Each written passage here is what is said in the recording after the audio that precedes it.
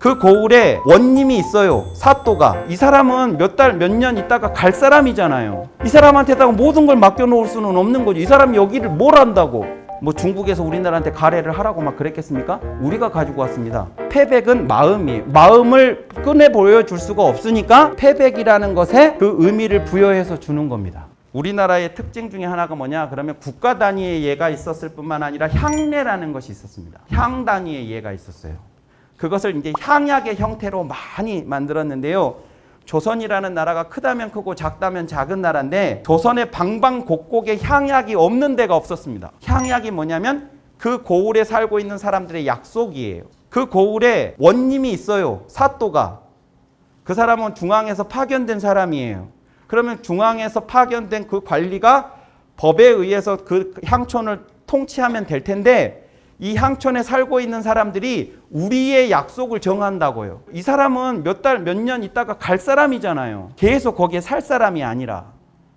이 사람한테다가 모든 걸 맡겨놓을 수는 없는 거죠. 이 사람이 여기를 뭘 한다고. 그냥 명령하니까 여기 부임해 와서 몇 달, 몇 년 관리하다가 가는 거지. 이 사람이 우리 고을을 100년이고 200년이고 책임져 줄 사람이 아니잖아요. 그리고 그 이전에 몇백 년을, 몇천 년을 어떻게 살아왔는지 이 사람은 모르잖아요. 그러니까 우리들이 약속을 해야 된다는 거예요. 우리들이. 그래서 각 고을마다 다양한 형태의 약속들을 우리 고을 현실에 맞는 그런 것들을 짓습니다. 그러면서 그것을 기초를 할 때 예에 입각해서 해요.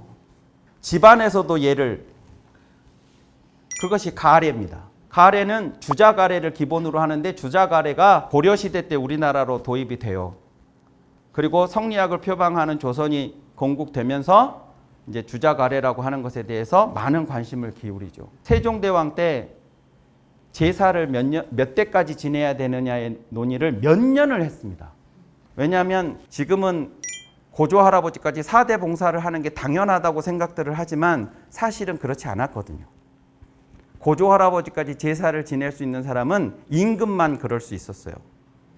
그리고 그 이후에 그 밑에 고위 관료들이 증조부까지 지낼 수 있었고 그 밑에가 조부까지 지낼 수 있었고 일반 서민들은 부모까지만 지냈었습니다. 근데 이게 왜 논의가 됐냐? 그러면 증조부나 고조부까지 제사를 지내는 이유가 뭐냐? 옛날 사람들이 이렇게 생각했습니다.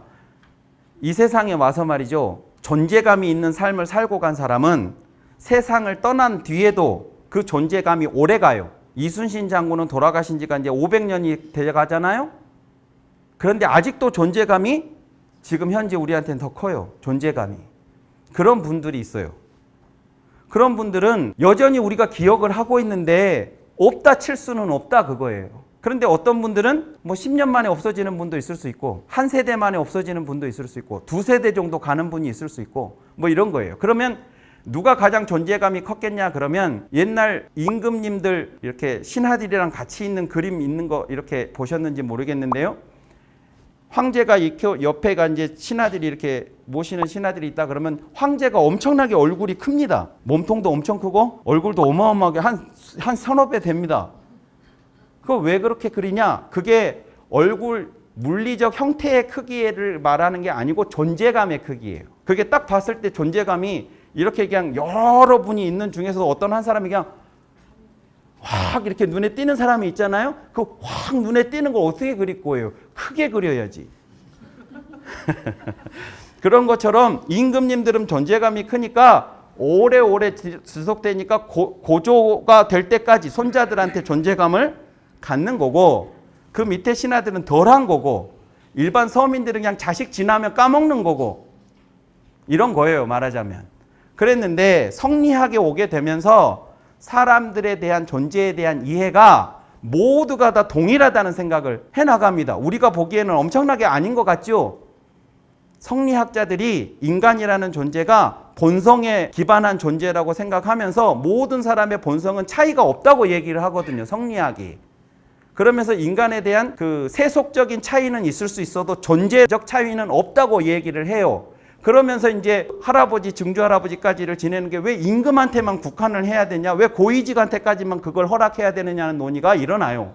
그러니까 어떤 분들은 그 차이를 다 없애버릴 수 없다. 그 차이를 둬야 된다.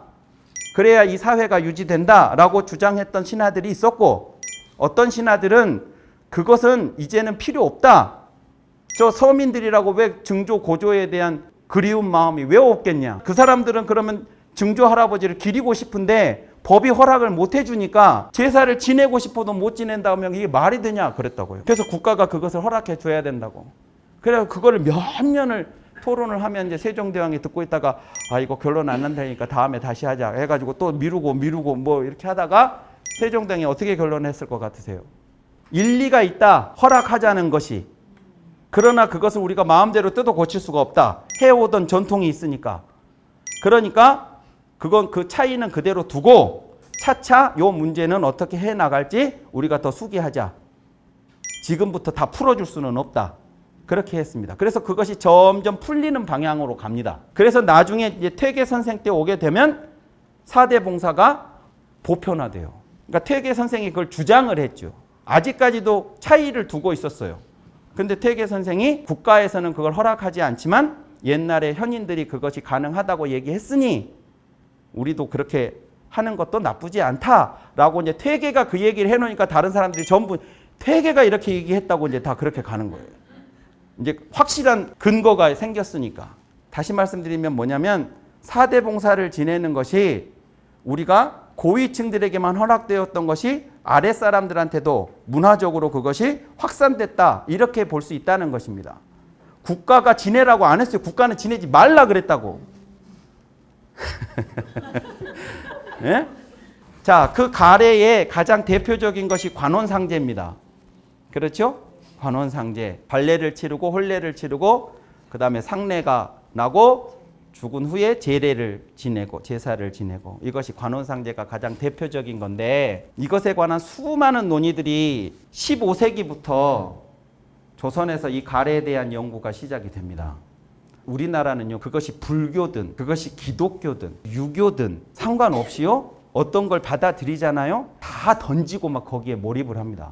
그리고 누가 우리한테 막 그거 받아들이라고 막 강요하지 않아요. 우리가 가서 가져와요. 뭐 중국에서 우리나라한테 가래를 하라고 막 그랬겠습니까? 우리가 가지고 왔습니다.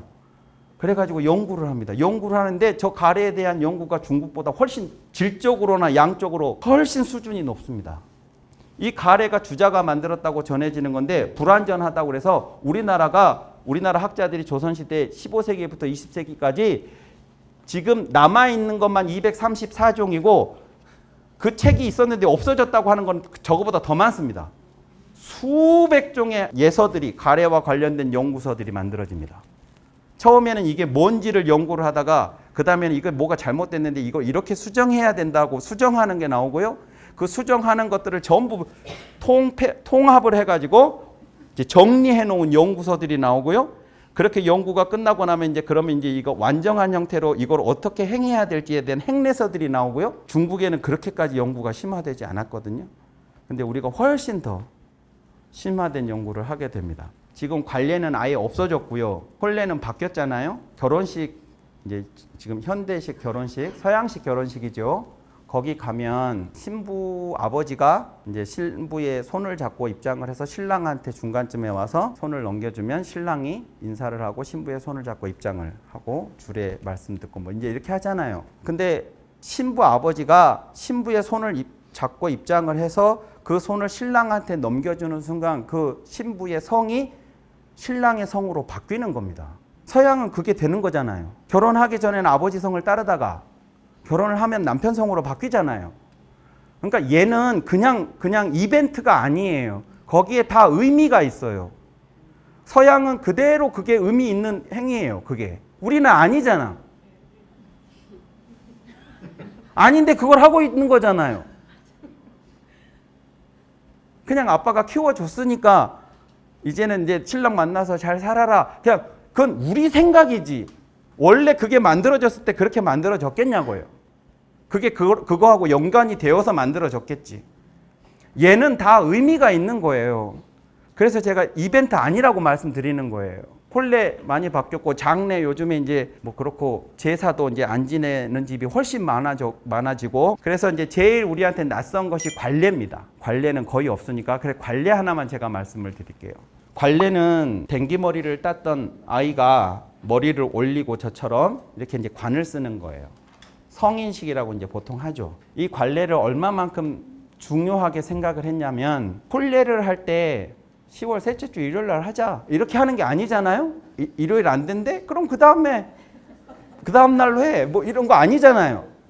좋은 날짜를 잡잖아요. 길이를 택한다고요. 길이를. 왜냐? 그날이 정말 소중한 날이니까. 관례를 할 때도 날을 택합니다. 5월 20일에 전 국민의 20살 되는 아이들이 다 성인식을 하는 게 아니고 다 날을 잡아요. 한 사람 한 사람. 올해 결혼식 할 신랑 신부들은 전부 며칠 날 5월 21일 날로 합시다. 이렇게 하면 얼마나 이게 웃기는 일이겠어요? 그럴 수 없는 것처럼 관례를 할 때도 다 날짜를 잡습니다. 여기 보시면 옛날에는 관을 씌우는 의례인 관례를 치를 때 날을 점치고 손을 점쳤다. 손님도 골라서 선택을 합니다. 결혼식 할 때 누구한테 첩첩장을 보낼까? 얘한테 보낼까 말까? 뭐 이런 거 고민하시면서 보내지, 일단 많이 보내서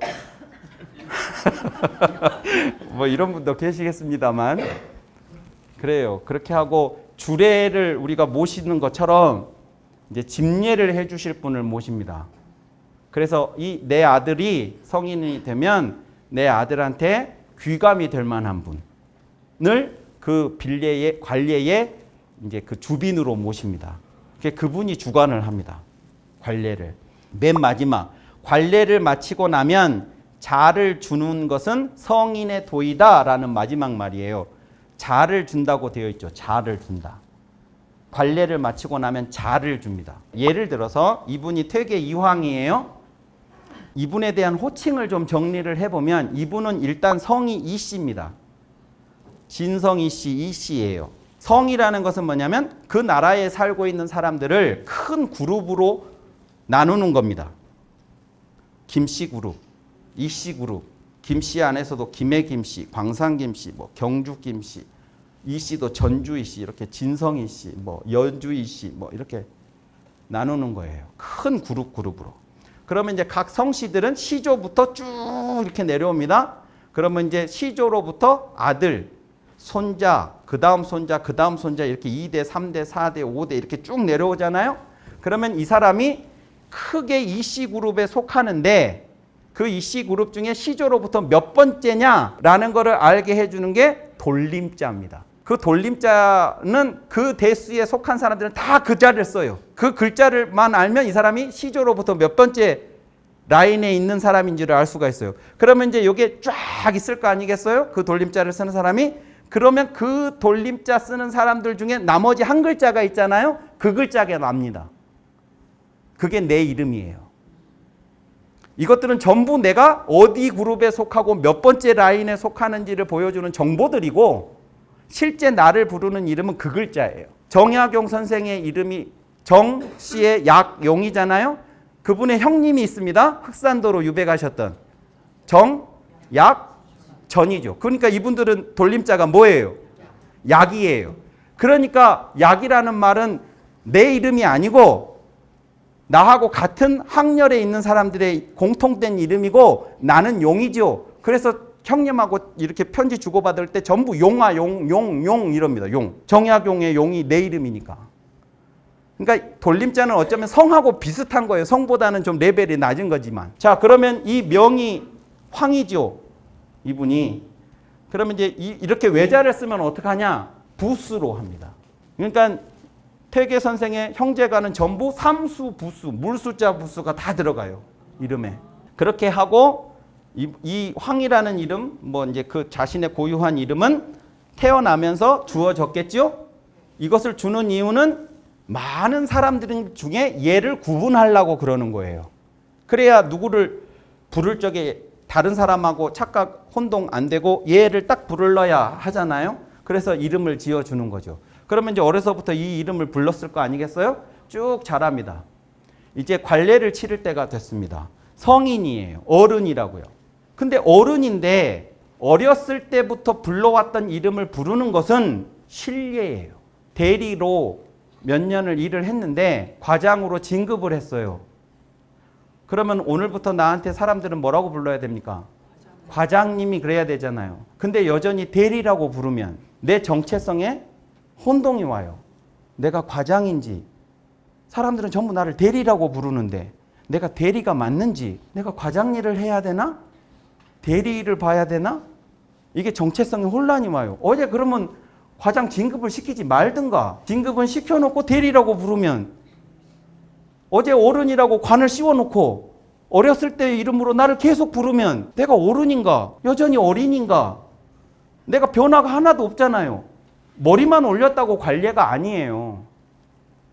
한 사람이 성인이 되는 것은 머리 올렸다고 바로 성인이 되는 게 아니고 사회가 그 사람을 성인으로 만들어 가는 겁니다.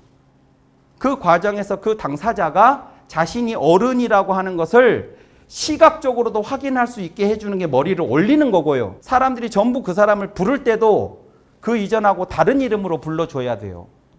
그래야 그 이름을 들을 때마다 내가 어른이 됐구나라는 걸 자각을 하죠. 심지어 우리나라에서는 관례를 치르기 전에는 얘야 물 한 잔 가져오너라 이렇게 얘기를 했던 어른들이 관례를 치르고 나면 여보게 물 한 잔 가져다 주시게 이렇게 해요. 어제까지 나한테 물 한 잔 가져오너라 했던 어른이 물 한 잔 가져다 주시게 이렇게 나한테 말을 바꿨을 때 내 느낌이 어떻겠어요? 관례를 치르면서 축사를 해줍니다. 아까 그 주빈이. 그럴 적에 그 축사에 이런 내용이 있어요. 너의 어린 뜻을 버리고 이런 말이 있습니다. 어린 뜻을 버려라 이제. 너는 어른이다. 그러니까 이제 생각도 어른답게 해야 되고 말도 어른답게 해야 되고 행동도 어른답게 해야 되고 그래서 주변에서 그렇게 대우하면서 너 이제 어린 애가 아닌데 왜 이렇게 행동하느냐 이렇게 할 수 있는 거지. 주변에서는 전부 어린이 취급하면서 얘 보고만 알아서 어른이 되라고 하면 얘가 어떻게 어른이 되냐고요. 혼자 사는 것도 아니고. 그래서 새 이름을 줍니다. 그것이 자예요. 이제 자는 그러니까 어른부터 어린이까지 다 부를 수 있는 호칭이에요. 어린이였을 때부터 불렀던 이름을 어른이 되고서도 불렀던 분들은 부모님하고 스승님이에요. 그래서 논어 같은 데도 보면 공자 제자들을 부를 때 전부 이름으로 부릅니다. 자로 표기는 하면서도 공자가 부를 때는 사야, 유야, 회야 이렇게 불러요. 이름으로. 스승이니까 그래요. 그러니까 스승한테는 얘가 여전히 부모한테는 얘가 여전히 아이인 거죠. 그렇지만 다른 사람들은 다 어른으로 해줘야 됩니다. 이제 그러다가 나중에 그 자를 부르는 것도 이제 아랫사람이 부르기에 죄송스러운 이제 그런 그 생각이 들면서 호라고 하는 것이 나타나게 됩니다. 율곡 이 호잖아요. 율곡은 밤골입니다. 밤나무 율자에 골짜기 곡자. 율곡 선생의 그 고향 거기가 밤나무가 많아서 그쪽을 밤골이라고 예전부터 불러서 밤골 선생님이에요. 밤골 선생님.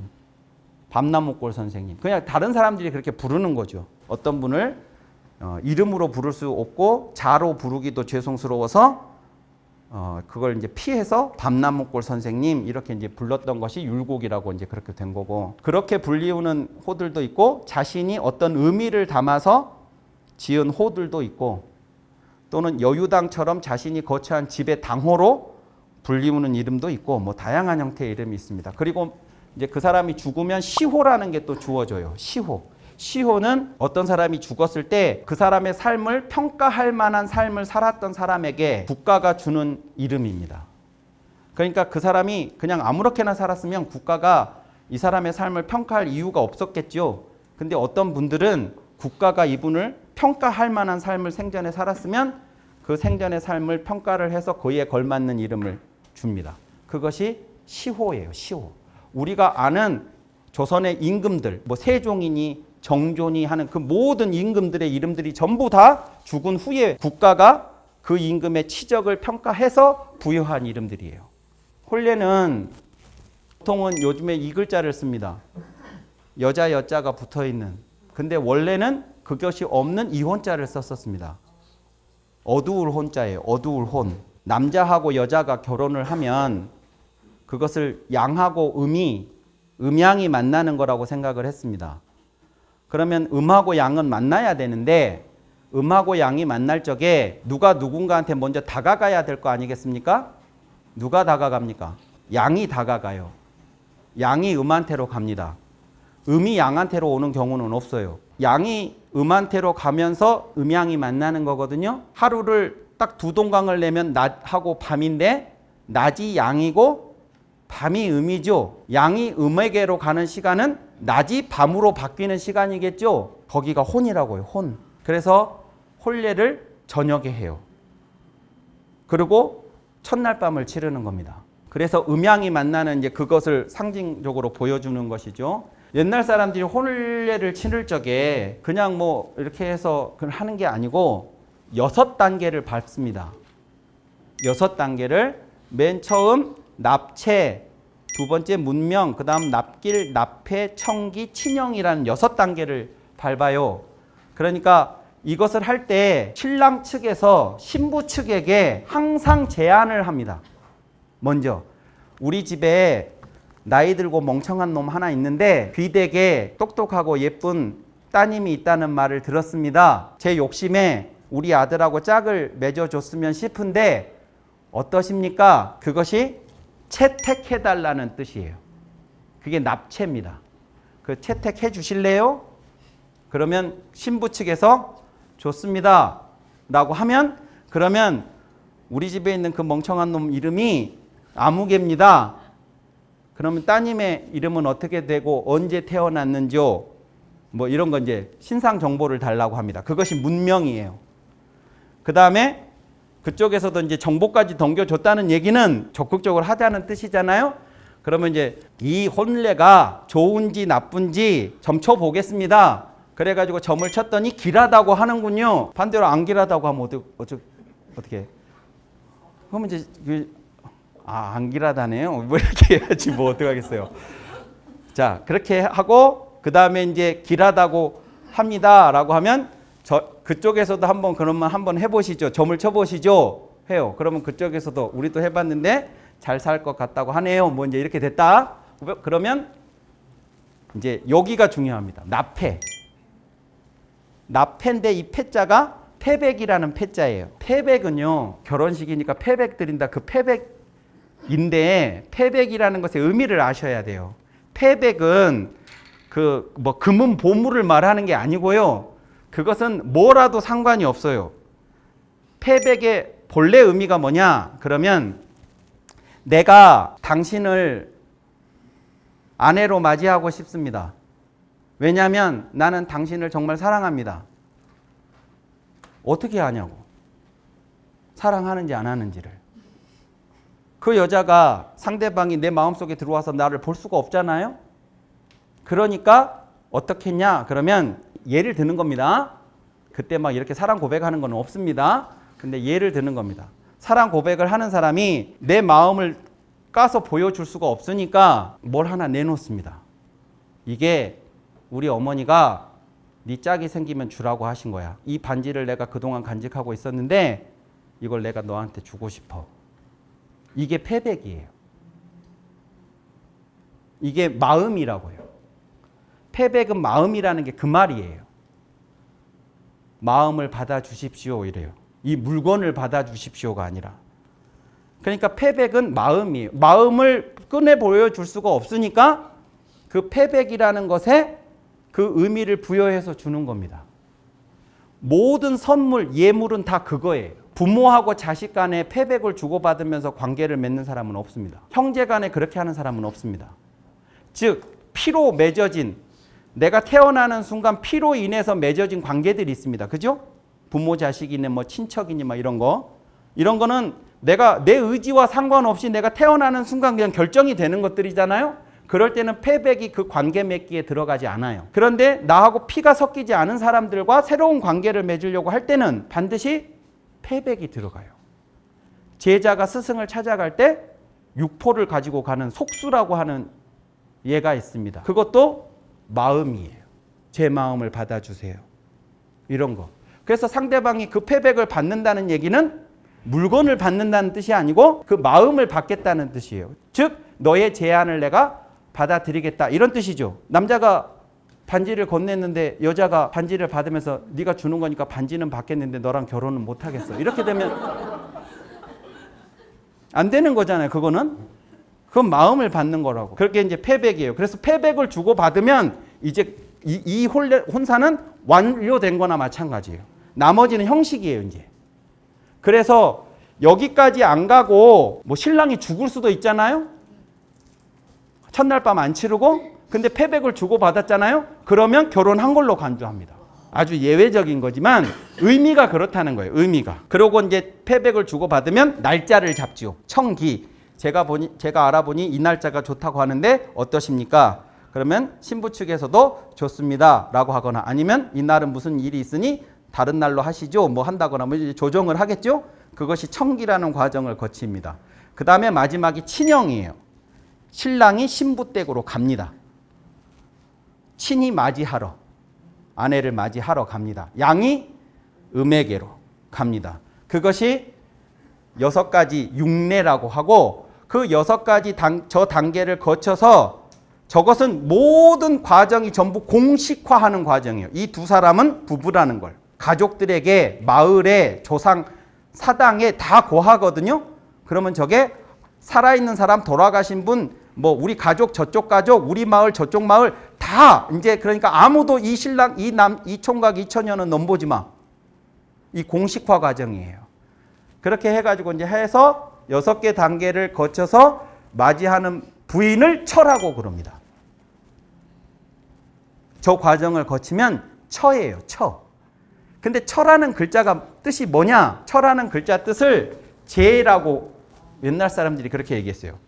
가지런할 재, 나란할 재. 이 두 사람은 신랑과 신부 이 두 사람은 나란한 관계다. 안 믿기시죠? 저 뜻이 그래요. 뜻이. 둘은 나란한 관계입니다.